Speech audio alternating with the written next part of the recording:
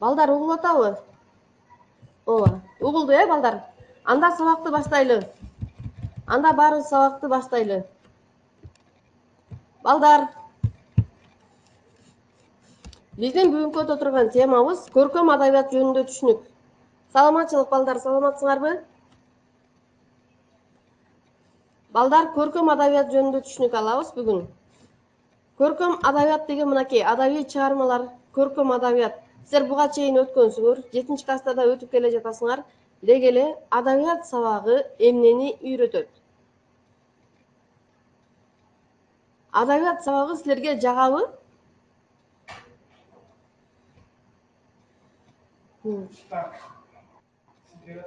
Ооба. Балдарга угулат, бирок меники угулбай калды. Мен жаңы эле басып туруп биякты иштетип койдум да. Ооба, угулду деп.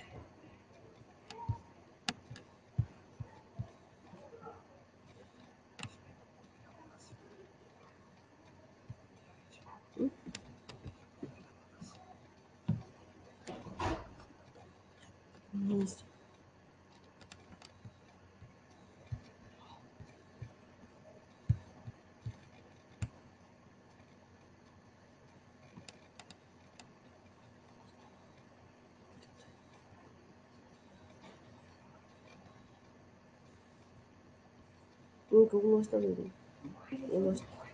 Көркөм адабият жөнүндө түшүнүк балдар. Бүгүнкү өтө турган темабыз.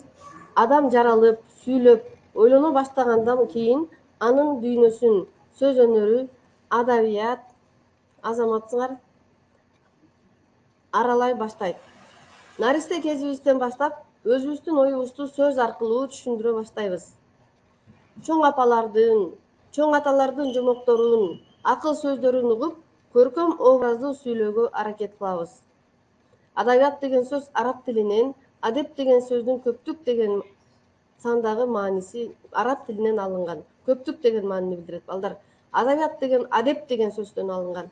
Адеп деген сөздү силер түшүнөсүңөр, адептүү болуу, адептүү жашоо деген сөздөрдүн маанисин түшүндүрөт. Ал адам турмушунда ооз-эки жазма түрүндө жашайт жана элдин турмушун ар тараптуу чагылдырат. Демек, адабият кайсы заманда болбосун, кайсы элде болбосун турмушту чагылдырып, эл ичинде жашап, алардан азык алып, алардын көйгөйүн айтып, бирөөлөрдү сүйүнтүп, бирөөлөрдү күйүнтүп келет экен. Айлана чөйрөнү, коомду таанытып, адамдын көзүн ачат экен. Адабият бардык өнөрдүн ичинен эң бийиги, балдар. Ал себеби адамдын турмушун, айлана чөйрөнү, кенен кесири чагылдырып берген сөз өнөрү. Биз бардык сүйлөгөн сөздөрүбүздү адабияттан үйрөнөбүз. Көркөм чыгарма адамдардын баарына бирдей даражада жеткиликтүү да, түшүнүктүү да болот. Ал ошол бардыгына жагымдуулугуна, жугумдуулугу аркылуу искусствонун башка түрлөрүнөн айырмаланат. Балдар, искусствого, маданиятка адабият дагы кирет. Бул адабият маданияттын бир бөлүгү. Балдар, баарыңар китебиңерди ачып, 3-бетте турат адабият деген темаңар. Муну китебиңерден окуйсуңар. Адабият китебиңерде бар. Ошол адабият китебиңерде бүгүн биз киришүү сабагын өтүп атабыз, Түшүнүп атасыңарбы, балдар? Адабият элдин тарыхый басып өткөн жолунун көөнөрбүс көркөм күлгүсү. Ар бир элдин өткөн кездеги даңктуу да, кайгылуу да күндөрү, көрүнүктүү окуялары да эпостарда, уламыштарда, санжыраларда, макал лакаптарда, аңгеме ырларда көрсөтүлгөн. Биз ал көркөм тексттерден ата бабаларыбыз ким болгон, кандай күндөрдү баштарынан өткөргөн жана урпактары ким, биз ким болдук, кандай учурда жашап жатабыз деген суроолорго жооп табабыз. Адабият жана анын турмушу болот. Ал адамдын түбөлүктүү асыл нарктарга, инсандык адеп ахлакка үндөйт. Көрдүңөрбү, балдар, кыргыз тил сабагы деп айтылбайт. Адабият сабагы адамдарга жашоону үйрөтөт. Туура жолго салат адамдарды. жана аны бийик идеалдуу адам болууга жетелейт.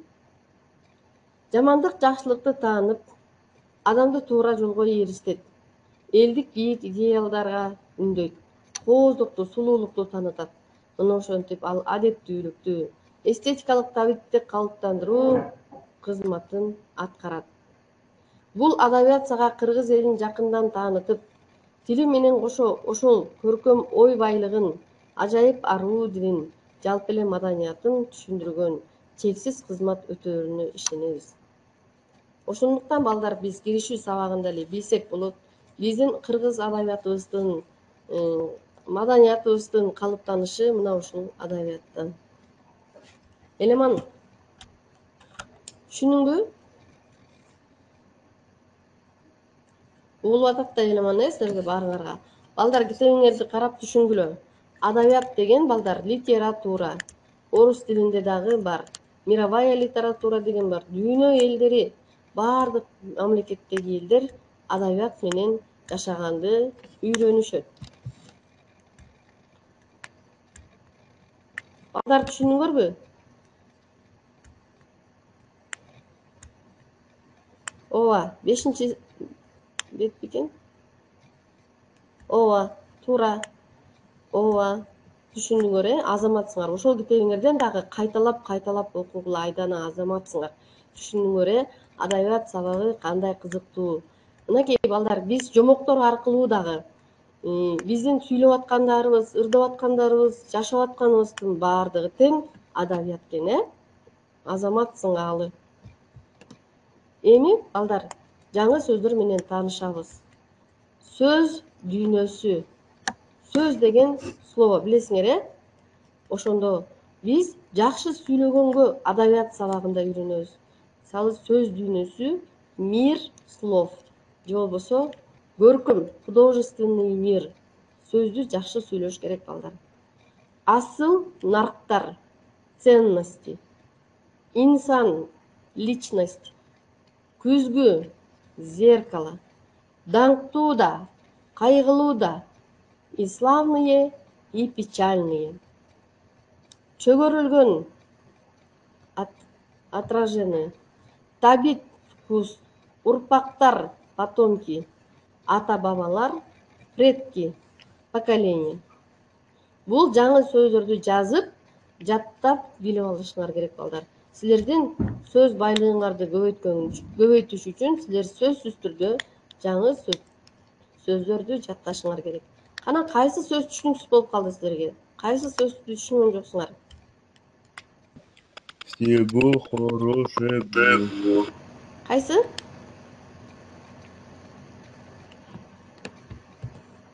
Балдар, анда мен силерге ошол ата-бабалардан келе жаткан бир жомокту коюп берейин, ошону көргүлө, анан ошол боюнча ой бөлүшөлү.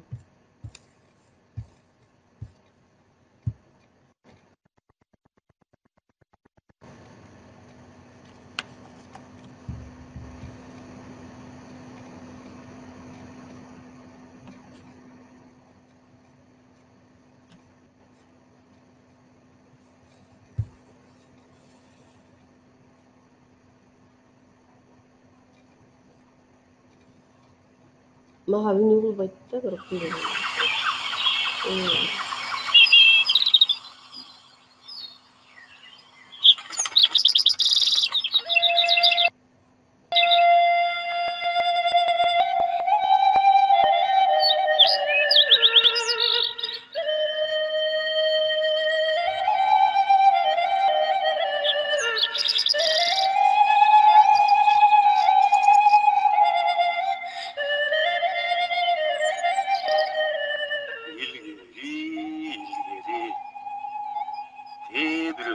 Zamanda bir karıya boluptur.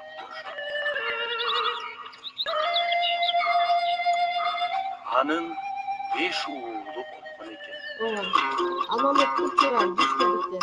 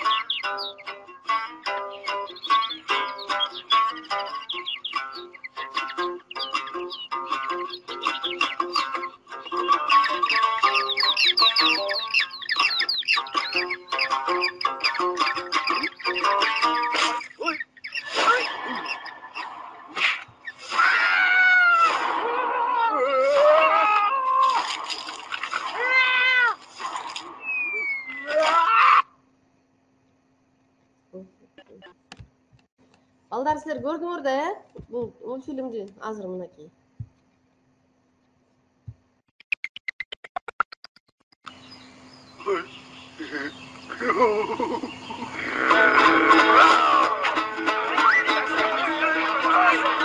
Бирок балдардын арасында ынтымак чок экен.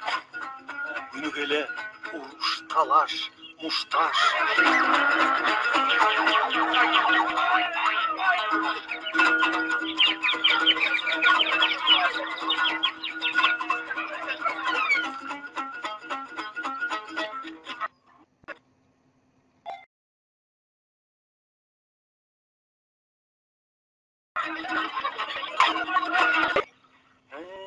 Hayran erler. Ruhunlar çıktı mı? Kana baldar, beri gelgileç.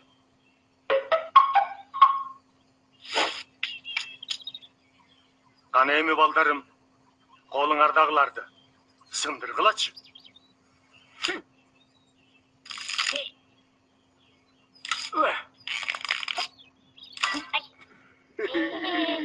Tat. Emi, bunu sındırıp örgüleç.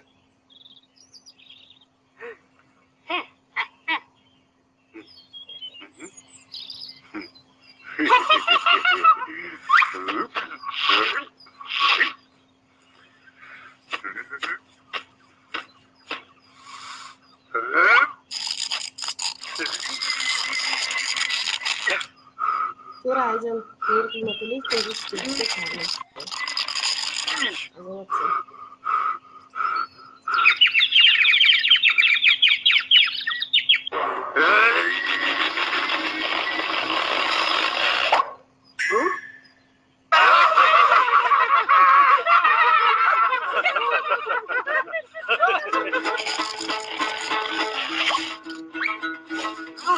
Görüyorum ama biz de bir şey de o seçmezsin. Antalya'da çok daha yetse o seçim alıştı.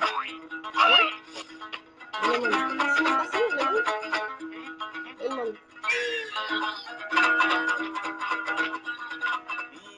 Sınav beken?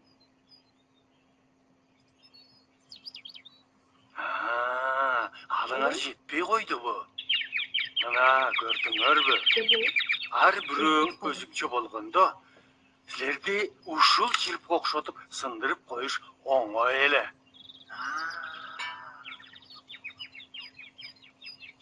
Барың момундай чогуу болсоңор, бекем болосуңар. Эч ким силерди сындыра албайт. Güç деген birlikte.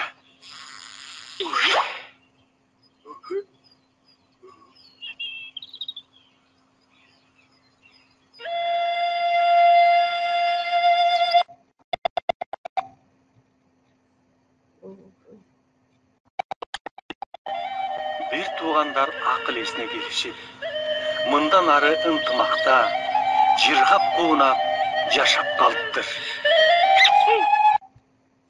Балдар түшүндүңөрбү? Эмне экен, эмне жөнүндө видео көрдүк балдар? Ооба, түшүндүңөр балдар? Ынтымак, азамат сыңдыр бол, ынтымак жөнүндө көрдүк. Мынакей балдар көрдүңөрбү? Адамдар ынтымак, азамат сыңалы. Азамат сыңар балдар. Айдын азамат ынтымак жөнүндө көрдүк. Балдар, бул жерде азамат сыңар балдар. Ооба. Азамат сыңар, анда түшүнгөн экенсиңер. Балдар көрдүңөрбү? Кыргыз эли бала бакырасынын баардыгын ооздон оозго ооз-эки айтып, ооз-эки тарбиялап келишкен, ошондуктан абдан сөзгө маани берген. Алар ошол ынтымактуу жашаш үчүн, ошондой балдарын ынтымактуу кылыш үчүн сөз менен тарбиялап келишкен. Балдар, кандай адамдар ынтымактуу болот деп ойлойсуңар? Мен силерге бир видео көрсөтөйүн азыр дагы. Биз Манастыз жашообузду элестете албайбыз, Манас боюнчачы. Биrdик болуш керек, нур бол, азаматсың, биримдикте болушубуз керек. Мынакей, Манас элдин ооз-эки чыгармачылыгы болуп эсептелет. Ошол адабиятка тийгизген таасири да чоң болгон. Кыргыздар жомок айтып берип, балдарын ошого шыктандырышкан. Мынакей балдар, ишенесиңерби? Бул кыргыз элинин көркөм сөз касиети, көркөм сөз бермети өтө көп. Биз китепти көп окушубуз керек балдар. Китепти көп окуганда гана биз көп ийгиликке жетишебиз. Мисалы мынакей карасаңар, мынакей башка мамлекеттерде дагы китепти көп окушат экен. Мисалы мен силерге кошумча маалымат катары айтып кетейин. Бул жерде эме бар экен. Кошумча маалымат катары айтып кетсем азыр мына. Карасаңар мына биякта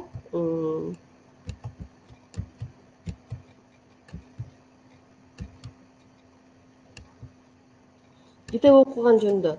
Кара сөз түрүндөгү чыгармаларды көп окуган кишилер башкалар эмнени ойлоп жатканын жана эмне сезгенин мыкты түшүнө алат экен. Мисалы, китепти көп окуган киши силерди көрүп туруп эле канчалык деңгээлде жакшы нерсени ойлой алат, канчалык деңгээлде биле алат дегенди билишет экен. Балдар, бул макалдарды өзүңөр сүрөткө тартып алып телефонуңарга же болбосо видеодон көрүп ушул макалдарды жакташыңар керек. Мисалы минтет, адамды сөзүнөн тааны, айбанды өңүнөн тааны. Жакшы, билимдүү, акылдуу адам сөзсүз туура жана так сүйлөйт экен балдар. Ошондуктан силер көркөм китептерди көп окушуңар керек.